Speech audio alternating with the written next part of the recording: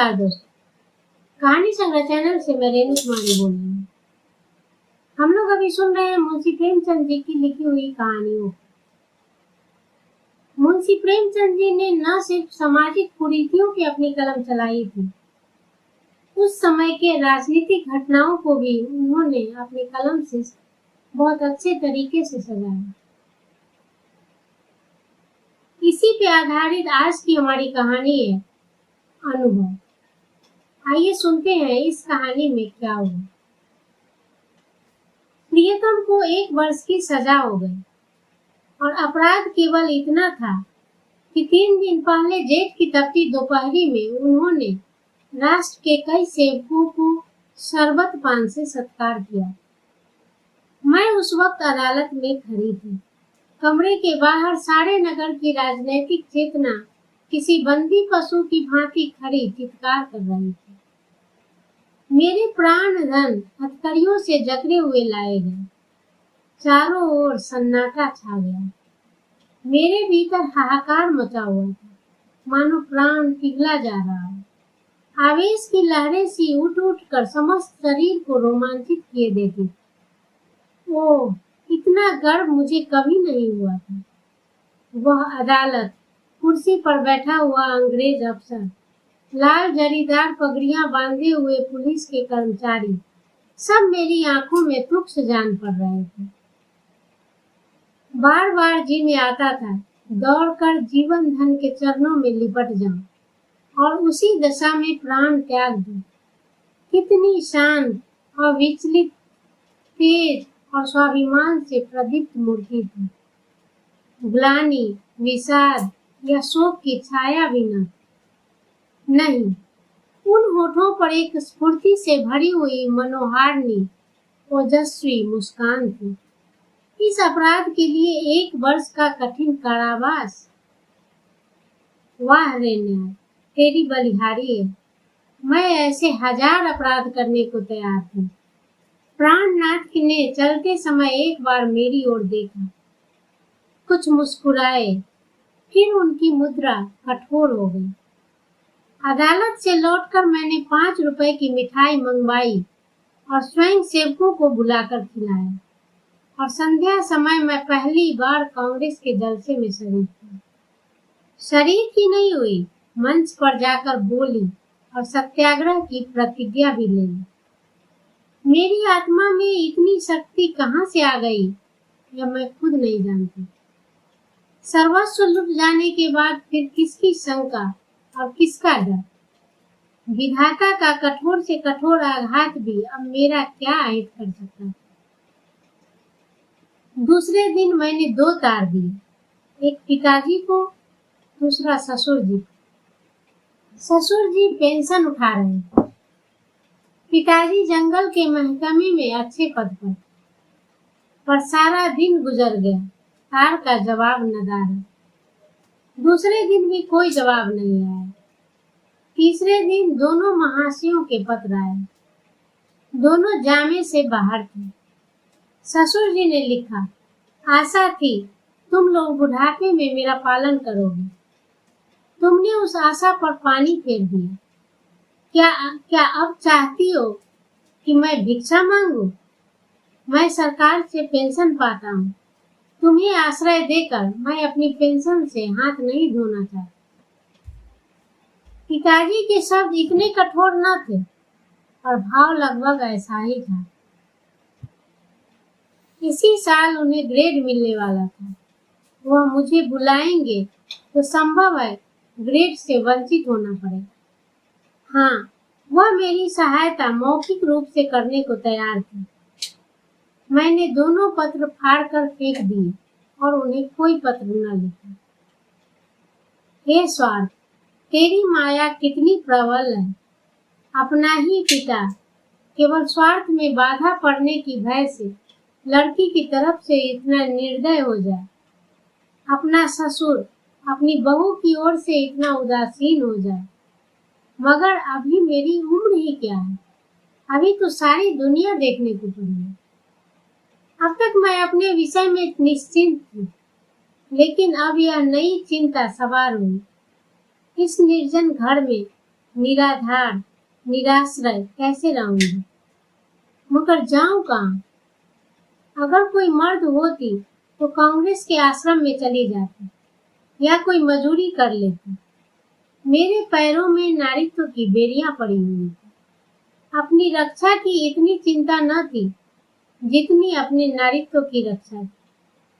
अपनी जान की फिक्र न थी और नारित्व की ओर किसी की आंख भी न उठनी चाहिए। किसी की आहट पाकर मैंने नीचे देखा। 2 आदमी खड़े थे। जी में आया, पूछूं तुम कौन हो, यहाँ क्यों खड़े हो? मगर फिर ख्याल आया, मुझे यह पूछने का क्या हक? आम रास्ता है, जिसका जी चाहे खड़ा होगा। पर मुझे खटका हो गया। उस शंका को किसी तरह दिल से न निकाल सकती थी। वह एक चिंगारी की भांति हृदय के अंदर समा गई। गर्मी से देह फूंकी जाती थी, पर मैंने कमरे के द्वार भीतर से बंद कर लिया। घर में एक बड़ा सा चाकू था, उसे निकालकर सिरहाने रख लिया। वह शंका सामने बैठी घूरती हुई मुझे मालूम होती। किसी ने पुकारा, मेरे रोए खड़े हो गए। मैंने द्वार से कान लगाया, कोई मेरी कुंडी खटखटा रहा था। कलेजा धक धक करने लगा। वही दोनों बदमाश होंगे। क्यों कुंडी खटखटा रहे हैं? मुझसे क्या काम है? मुझे झुंझलाहट आ गई। मैंने द्वार खोला और छज्जे पर खड़ी होकर जोर से बोली, कौन कुंडी खड़खड़ा रहा है? आवाज सुनकर मेरी शंका शांत हो गई। कितना ढाढ़स हो गया। यह बाबू ज्ञानचंद थे। मेरे पति के मित्रों में इनसे ज्यादा सज्जन दूसरा नहीं है। मैंने नीचे जाकर द्वार खोल दिया। देखा तो एक स्त्री भी थी। वो मिसेज ज्ञानचंद थी। यह मुझसे बड़ी थी। पहले पहल मेरे घर आई थी। मैंने उनके चरण स्पर्श किए। हमारे यहाँ मित्रता मर्दों तक की रहती है, औरतों तक नहीं जाने पाती। दोनों जने ऊपर आए।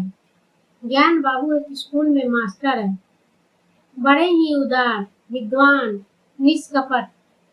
और आज मुझे मालूम हुआ कि उनकी पथ प्रदर्शिका उनकी स्त्री है।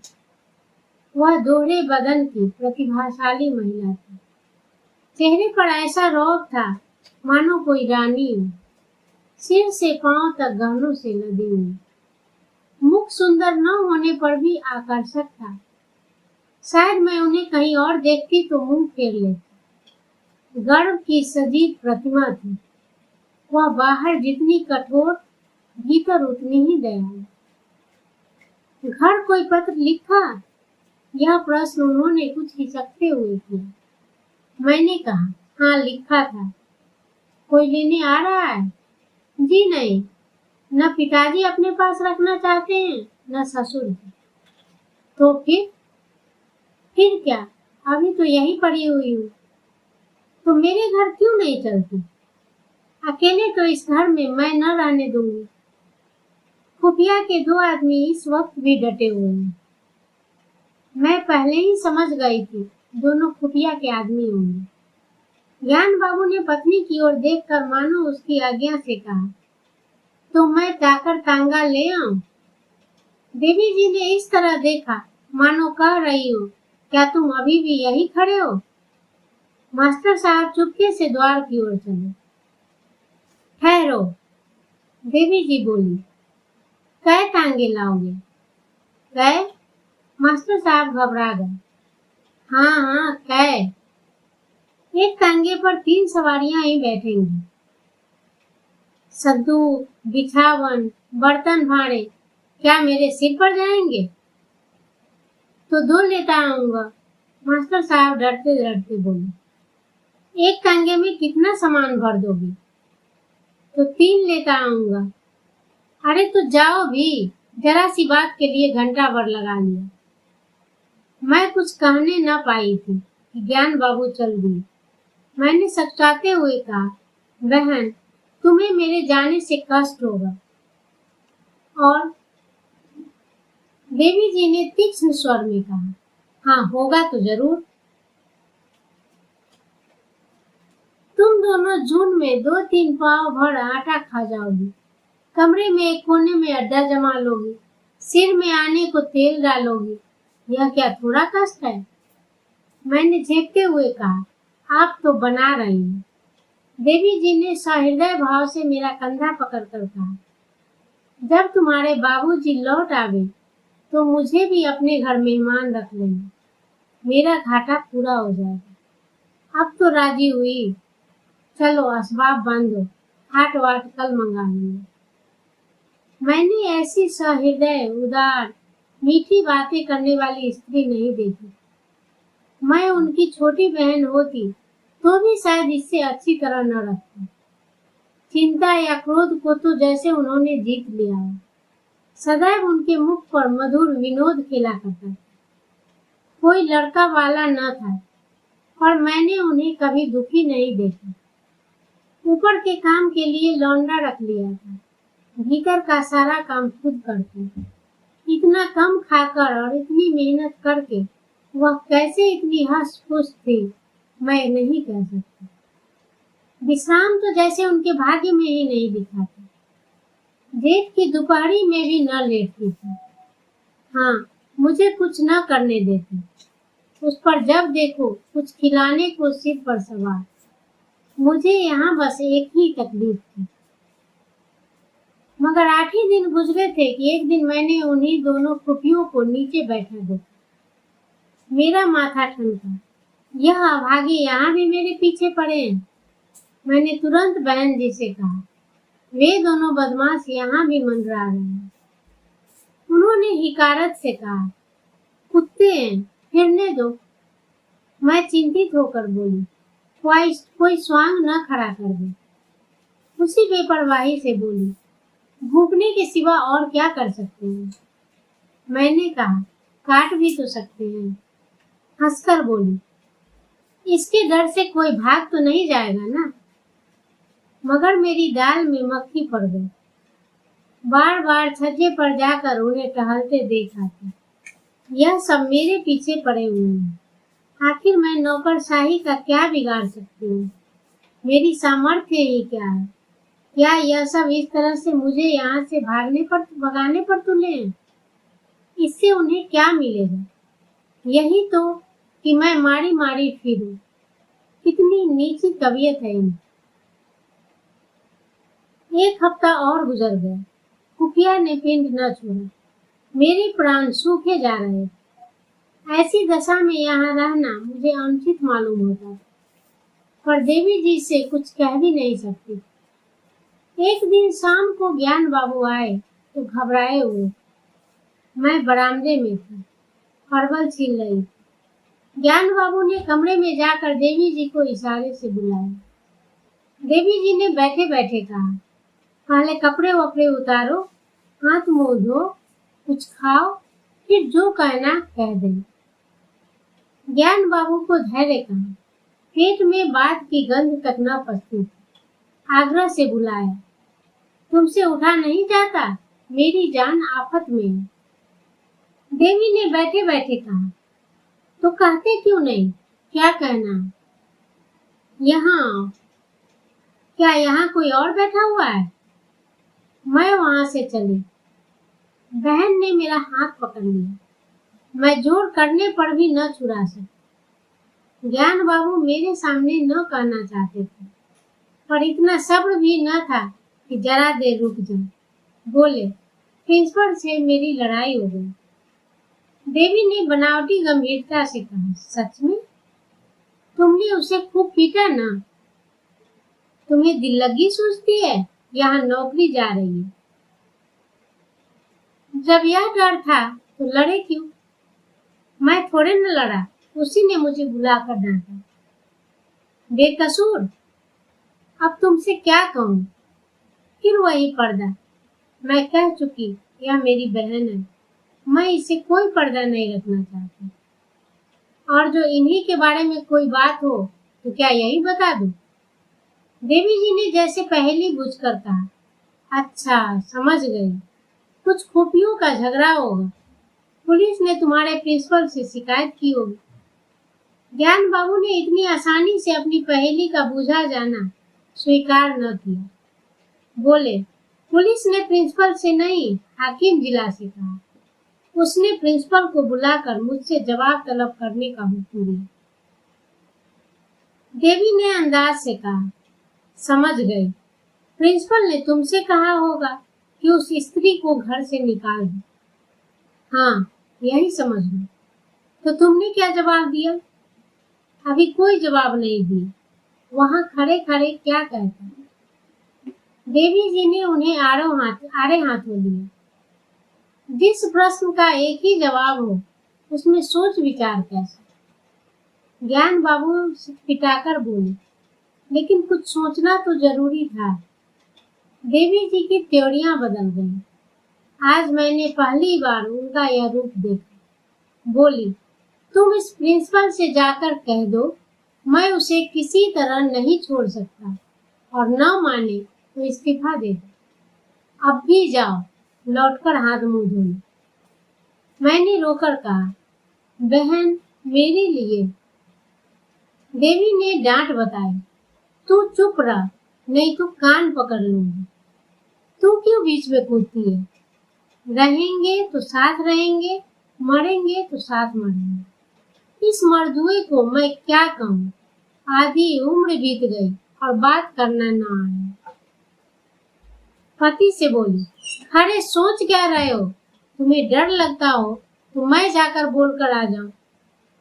ज्ञान बाबू ने खिसियाकर कहा, तो कल कह दूंगा, इस वक्त कहाँ होगा कौन जाने। रात भर मुझे नींद नहीं आई। बाप और ससुर जिसका मुंह नहीं देखना चाहते, उसका यह आदत, राह की भिखारिन का यह सम्मान। देवी तो सचमुच में देवी है। दूसरे दिन ज्ञान बाबू चले तो देवी ने फिर कहा, फैसला करके घर आना, यह न हो कि फिर सोचकर जवाब देने की जरूरत पड़े। ज्ञान बाबू के चले जाने के बाद मैंने कहा, तुम मेरे साथ बड़ा अन्याय कर रही हो बहन। मैं यह कभी नहीं देख सकती कि मेरे कारण तुम पर यह विपत्ति झेल आए और तुम्हें झेलना पड़े। देवी ने हास्य भाव से कहा, कह चुकी हो या कुछ और बाकी है? कह चुकी, मगर अभी बहुत कुछ कहूंगी। अच्छा बता, तेरे प्रियतम क्यों जेल गए? इसीलिए कि स्वयं सेवकों का सत्कार किया था। स्वयं सेवक कौन है? यह हमारी सेना के वीर हैं, जो हमारी लड़ाइयां लड़ रहे हैं। स्वयं सेवकों के भी तो बाल बच्चे होंगे, माँ बाप होंगे, वह भी तो कोई कारोबार करते होंगे। पर देश की लड़ाई लड़ने के लिए उन्होंने सब कुछ त्याग दिया है ना। ऐसे वीरों का सत्कार करने के लिए जो आदमी जेल में डाल दिया जाए, उसकी स्त्री के दर्शनों से भी आत्मा पवित्र हो जाती है। मैं तुझ पर एहसान नहीं कर रही हूँ, तू मुझ पर एहसान कर रही है। मैं इस दया सागर में डुबकियां खाने लगी। क्या बोलती? शाम को जब ज्ञान बाबू लौटे तो उनके मुख पर विजय का आनंद था। देवी ने पूछा, हार की जीत? ज्ञान बाबू ने अकड़कर कहा, जी। मैंने इस्तीफा दे दिया तो चक्कर में आ गया। उसी वक्त हाकिम जिला के पास गया। वहां न जाने मोटर पर बैठकर दोनों में क्या बातें हुई। लौटकर मुझसे बोला, आप पॉलिटिकल जलसों में तो नहीं जाते हो ना? मैंने कहा, कभी भूलकर भी नहीं। कांग्रेस के मेंबर तो नहीं हो? मैंने कहा, मेंबर क्या, मेंबर का दोस्त भी नहीं। कांग्रेस फंड में चंदा तो नहीं देते? मैंने कहा, कानी कौड़ी भी नहीं देता। तो हमें आपसे कुछ नहीं करना है। मैं आपका इस्तीफा वापस करता हूँ। देवी जी ने मुझे गले से लगा लिया। अगर आपको मेरा ये वीडियो पसंद आया हो तो प्लीज मेरे वीडियो को लाइक करें, सब्सक्राइब करें और शेयर करें। नोटिफिकेशन के लिए बेल आइकन को जरूर दबाएं। धन्यवाद।